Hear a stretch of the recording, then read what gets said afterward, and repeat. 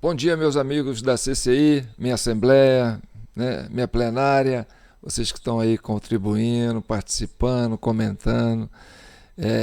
Eu vou mostrar para vocês como está sendo difícil, né, e desafiador o nosso projeto da Comissão Cidadã de Inquérito de pacificar o país. Para quem está acompanhando pela primeira vez, saibam que nós estamos trabalhando para pacificar o país. Essa Comissão Cidadã de Inquérito é uma comissão do bem. E a gente procura o quê? Procura a verdade, procura esclarecer os fatos. É uma comissão independente, é uma comissão que não tem vínculo político partidário, ela é cidadã. É aqui eu presidindo a comissão e essa plenária maravilhosa que está sempre aí comentando com a gente. E um dos nossos maiores desafios é realmente buscar a pacificação. Por que eu digo isso? Porque parece que o governo não quer a pacificação. O governo adota um discurso de confronto e a gente vai mostrar isso aqui para vocês, porque quem quer pacificação não compra briga, você concorda comigo? Então vamos lá. Eu separei aqui umas falas para você ver como é que está, assim, um discurso é um discurso bélico, sabe? É um discurso de quem ainda parece que ainda vive no mundo da campanha política. Olha, nós estamos com 7 meses de governo, então já era para ter começado a governar e distanciar desse discurso político. Mas eles não descem do palanque e continuam atacando 58 milhões de eleitores que votaram no Bolsonaro. Parece que existe, né, uma vontade de eliminar esses eleitores. Então, prestem atenção, para vocês acharem que eu estou exagerando, não estou. Vamos ver. É que todos nunca pensaram que tivessem pessoas tão próximas, fascistas, racistas, misóginos, pessoas de uma convivência. Nós derrotamos o bolsonarismo! Nós derrotamos o bolsonarismo! Agora vocês têm que estar preparados, porque nós derrotamos o Bolsonaro, mas não derrotamos o bolsonarista ainda. Os malucos estão na rua, ofendendo pessoas, xingando pessoas, e nós vamos dizer para eles que nós queremos fazer com que esse país volte a ser civilizado.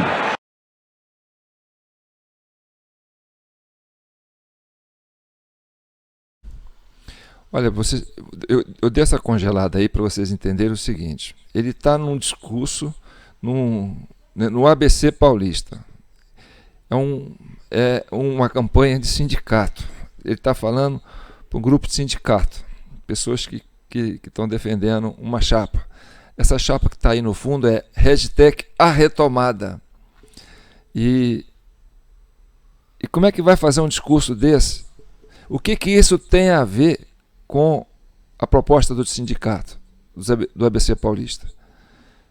Ele não estaria que estar aí falando para os sindicalistas, né, da relação trabalho, né, capital e trabalho, de melhorias da relação entre capital e trabalho. Mas o que ele faz? Ele usa aquela plenária e aquela plateia e aquele momento político, aquilo ali é um gesto político para atacar quem? Para atacar o Bolsonaro e os bolsonaristas, quer dizer, os eleitores do Bolsonaro, para atacar 58 milhões de brasileiros. Então, como é que alguém pode pensar em pacificar o país com um discurso desse?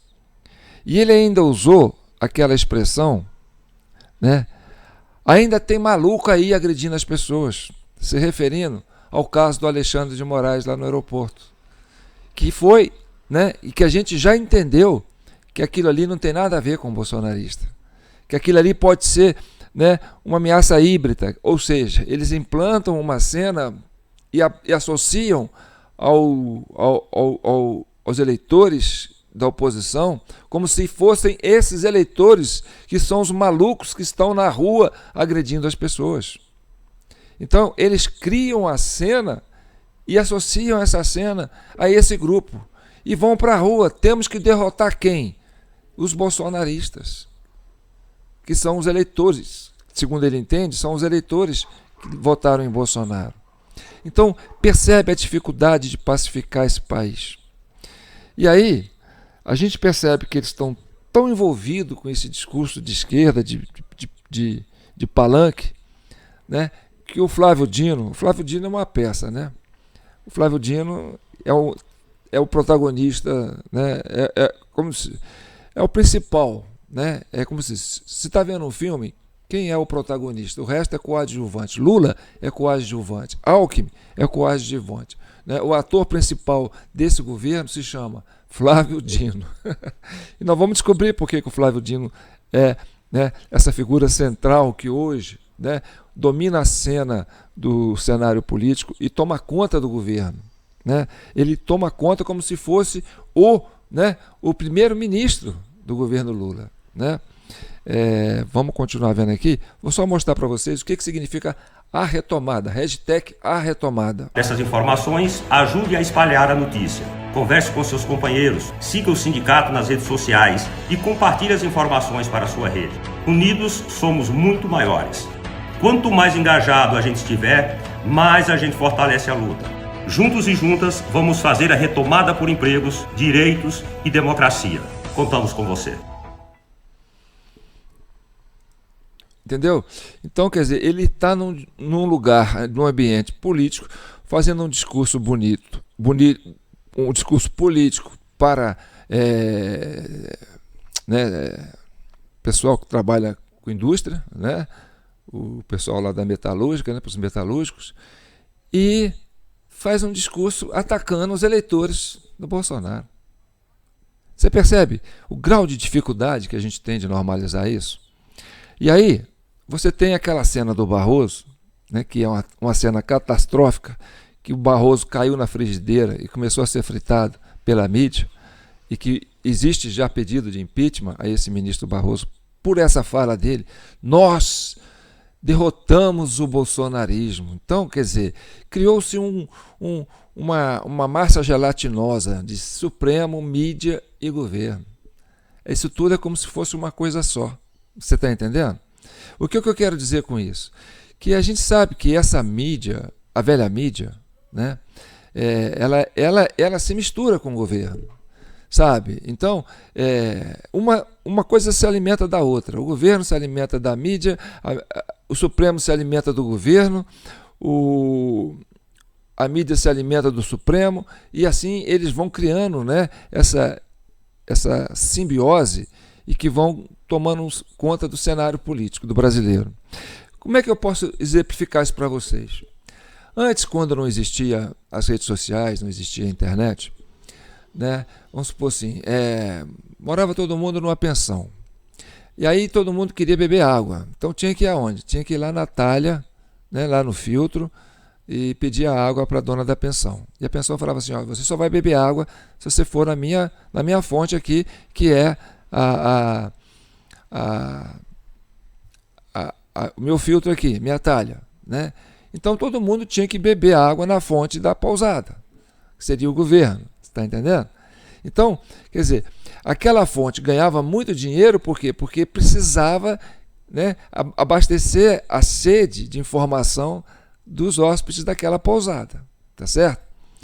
Então, de repente, se constrói, né, uma represa em volta da pousada, e ali tem uma água cristalina, né? Uma água pura ali, né?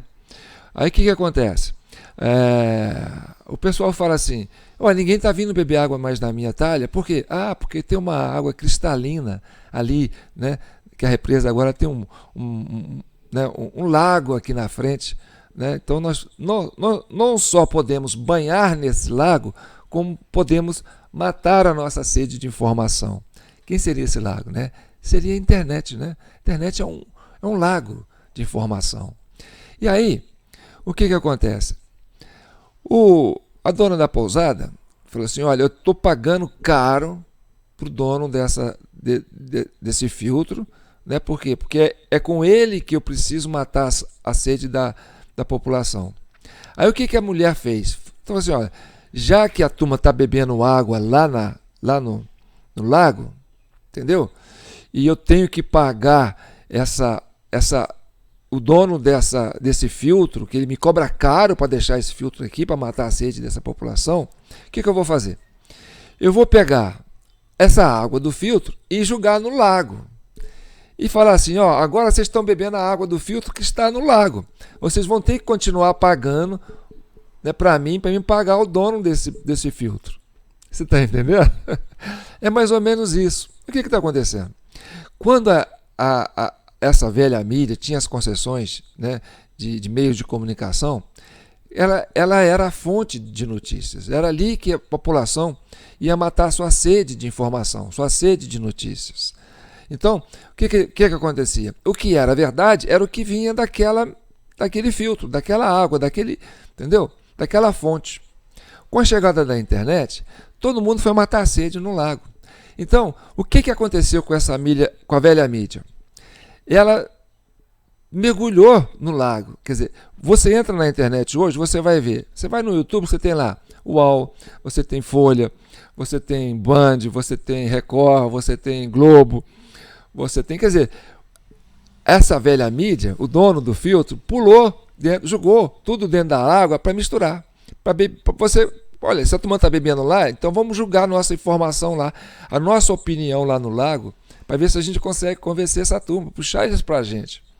Só que o lago, quando essa opinião da mídia, da velha mídia, né, cai no lago, ela se mistura com as demais opiniões, então ela se dilui.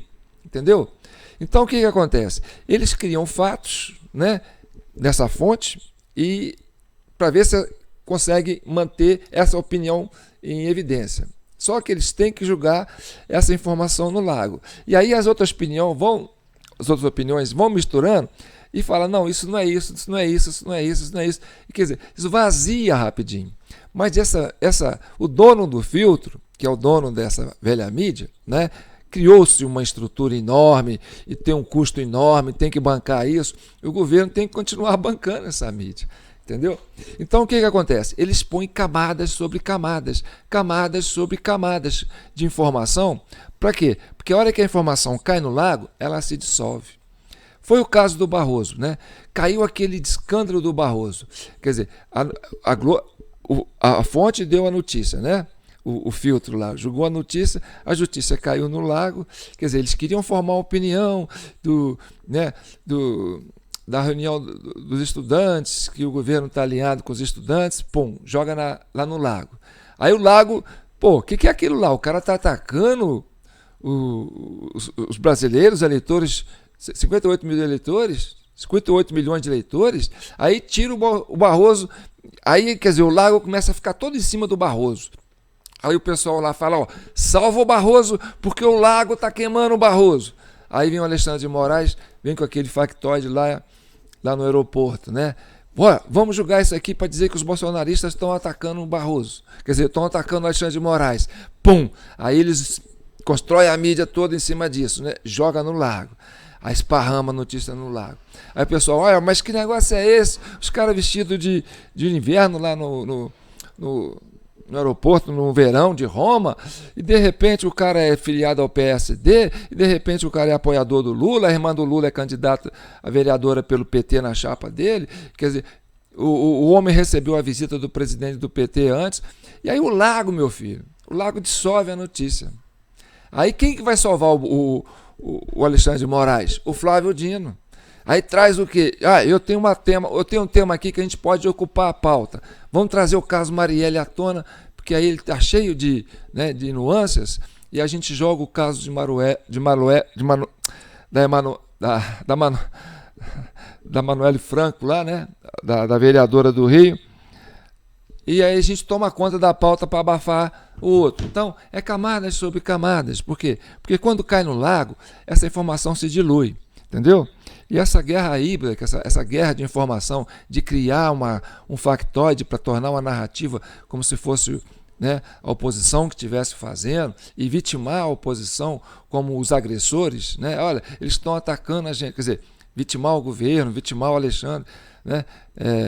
Então, eu vou dizer para vocês que isso tudo também pode ser uma cortina de fumaça para esconder Barroso e para esconder o escândalo, né, do aeroporto lá do IROMA, né? Por quê? Porque não só aconteceu, né, um fato que não justifica, né, não tem explicação, é uma coisa meio factoide, como expôs o Alexandre de Moraes com essa viagem dele associada a uma empresa ligada a uma né, a fabricante de ivermectina, né, que patrocinou o evento do qual ele foi lá com a família. Entendeu? Então isso aí criou uma situação assim que, em vez de ajudar, piorou. Né? Julgou como se você... É como se tivesse o vampiro trabalhando né, na madrugada, de repente amanheceu o sol, aí pô, o cara chegou à luz, todo mundo está vendo, esconde, tira da luz, joga na sombra de novo. Então eu trouxe aqui um podcast que eu tirei hoje, né, de uma notícia na internet, no Lago, né, para vocês entenderem que o que está acontecendo sobre o caso Marielle pode ser apenas, entendeu? Mas como dizer assim, uma narrativa para desconstruir essas informações que estavam queimando dois ministros do Supremo ao mesmo tempo, tanto Flávio Dino como tanto o Barroso como o Alexandre de Moraes, que são ministros chaves, né? O Alexandre de Moraes é o homem que cuida do inquérito da fake news, do qual essa empresa que patrocinou a viagem dele e a família lá para um congresso lá na Europa, é réu nessa... Então é uma relação assim muito complicada. E aí eu quero dizer para vocês que as informações que o Flávio Dino trouxe sobre o caso Marielle não agregou nada, entendeu? Apenas ele puxou isso lá e jogou na mídia, e a mídia falou, trabalhe isso aí para a gente limpar a barra dos nossos ministros lá que eles estão queimando na brasa. Então, preste atenção. Desde o dia do crime, ainda em março de 2018, as investigações do caso Marielle Anderson ficaram a cargo da Polícia Civil do Rio de Janeiro. É uma apuração que se arrasta há meia década e que já teve 5 delegados. Atualmente, essa investigação está nas mãos de Alexandre Herg. Em fevereiro de 2023, o ministro da Justiça, Flávio Dino, determinou a abertura de um inquérito da Polícia Federal para ampliar a colaboração nas investigações. Foi dessa investigação da PF que saiu a delação premiada do Elcio Queiroz. O inquérito atual da PF se soma ao trabalho do Ministério Público do Rio de Janeiro. Essa nova apuração não significou a federalização do caso, quando ocorre um deslocamento de competências. Diferente de 2019, quando de fato houve um pedido de federalização feito pela Procuradoria-Geral da República e negado pelo Superior Tribunal de Justiça. Só dar uma pausa. Isso continua lá na esfera estadual, entendeu? Então, o Flávio Dino, quando ele assume e vai para a mídia para falar sobre o caso Marielle, ele está politizando o caso. Se é uma coisa de polícia, deixa a polícia fazer. Isso não é coisa de governo. Então, o que o Flávio Dino fez? O Flávio Dino está julgando, entendeu? Uma camada por cima aí para tampar outra notícia. Então, quer dizer, é uma coisa, um se alimenta do outro, entendeu? A gente sabe como é que vive, né, essa imprensa, essa velha imprensa, e a gente conhece, né, como a gente já está acostumado a ver o comportamento dela. E percebe que no governo Bolsonaro, o Bolsonaro quis federalizar essa investigação. Por quê? Porque o Bolsonaro tinha interesse em tirar a prova disso. Por quê? Porque eles estavam tentando associar isso à família do Bolsonaro. Então ninguém mais que interessava em elucidar o caso do que o próprio Bolsonaro. Só que quem não deixou, né, foi o Supremo, né, que não deixou que isso fosse investigado. Então não existe... chegou-se quem? Chegou-se aos executores, né, a cena do crime, que isso já era de conhecimento de todo mundo. Não acrescentou nada, entendeu? O que esse homem falou já tinha falado antes, eles já sabiam disso antes. Então quem não quer que investiga não é o Bolsonaro, entendeu? É inclusive a própria família de Marielle, entendeu? Que não quis que federalizasse, que não quis que fosse investigado. Então, é preferível manter isso sem solução. Por quê? Porque você consegue manter ainda, né, essa cisma de associar isso à família do Bolsonaro. Então isso é um capital político para a esquerda. Por isso que eles não têm interesse em chegar à solução. Entendeu? Aí, continua, só para terminar. Na época, a família de Marielle se posicionou contra a federalização, sob o receio de que o então presidente Jair Bolsonaro interferisse nas investigações da Polícia Federal. Isso porque havia na época... Percebe? É meio parecido com o 8 de janeiro, né? A CPMI do 8 de janeiro, né? Quer dizer, a oposição quer investigar. Não, a gente não quer que vocês investiguem. Nós vamos investigar. Você está entendendo? É a mesma coisa. Suspeitas de interferência de Bolsonaro na corporação. Aqui também é importante frisar que a investigação estadual sobre o crime tem algumas pontas soltas. O primeiro delegado à frente da investigação, o Giniton Lages, diz que foi afastado do caso sem motivo e que ficou sabendo da sua substituição pela imprensa. Em 2022, o Lages lançou um livro em que relata os bastidores da sua atuação. Ele lamenta, por exemplo, a dispersão de curiosos feita pela polícia da cena do crime, curiosos que poderiam ser testemunhas oculares.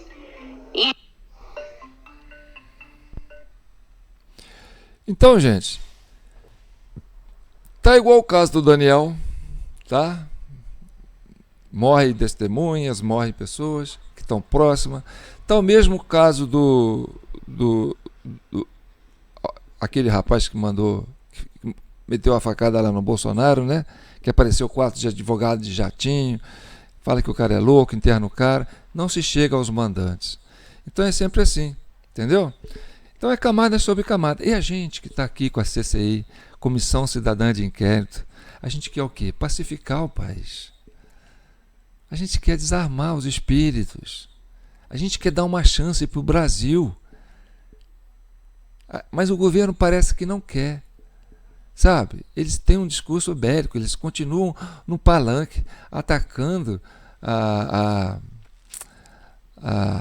né, os eleitores, 58 milhões de eleitores. E o Flávio Dino está tão inspirado com essa coisa de, sabe, de revolução proletariada que ele já criou até um Fidel Castro brasileiro. Vamos conhecer o Fidel Castro brasileiro, porque a gente já está acostumado a ver o Lula falar assim, né? Eu estou ficando maduro, né? Eu estou querendo ficar maduro. Agora, o Flávio Dino já criou uma alcunha para um Fidel Castro brasileiro. Vamos conhecer o Fidel Castro brasileiro na voz de Flávio Dino. O Alckmin, claro, esse quase o Fidel Castro, 4 mandatos lá, camarada Alckmin, não sei quantos mandatos lá em São Paulo.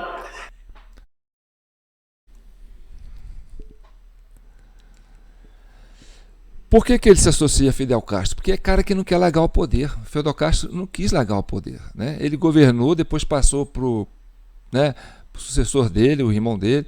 Mesma coisa aconteceu, né, na Venezuela, né, com o Hugo Chávez, passou por Maduro. Quer dizer, as coisas vão ficando com eles, né? Não tem esse negócio de alternância de poder para esse povo, não. É poder supremo, governo único, onde diz assim, vem de cima para baixo, é o Estado único, né? Tanto que eles têm assim, um desinteresse, né, nas políticas estaduais. Eles estão mais voltados, né, para um governo único, criar o SUSP, né, Serviço Único de Segurança Pública.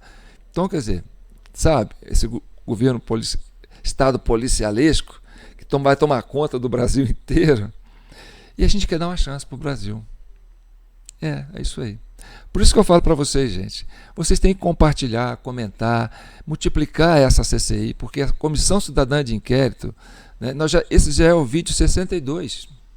Nós estamos aqui trabalhando já há bastante tempo, né, para criar esse discurso de pacificação. Eu sei que o governo não quer isso, parece que não quer, né, mas a sociedade quer, o cidadão quer, vocês que nos acompanham quer, vocês que comentam querem, né? O meu português aqui, minhas concordâncias, vocês já vão acostumando, viu? Aliás, eu sou um camelô, não tem que ser um professor de português aqui, né? Estou com minha banca parada lá para poder trabalhar nesse projeto com vocês aqui. E aí está o meu Pix, jpnoticias@gmail.com. Enquanto a minha banca está parada, vocês vão me ajudando aí para a gente poder continuar avançando com esse projeto, porque eu estou muito otimista, gente. Vocês não sabem o tanto que eu estou otimista para a gente pacificar esse país. Mas eu preciso de contagiar muita gente. Nós já estamos no Facebook com 60.300 seguidores. Não, 59.300 seguidores. Estamos a um passo de 60 mil. Vamos alcançar 60 mil? Vamos. É pouco? É.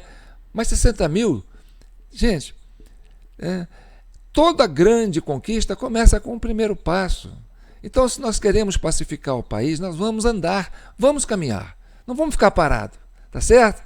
Então tá aí, jpnoticias@gmail.com é minha chave Pix, contribua com qualquer valor, some-se a esse projeto. Se você é um homem do bem, se você votou no Lula, votou no Alckmin, não interessa, votou no Bolsonaro, não interessa, você que quer um país tranquilo, quer cuidar do país para os seus filhos, quer um país democrático, com liberdade de expressão, com liberdade para você investir no que você quiser, entendeu?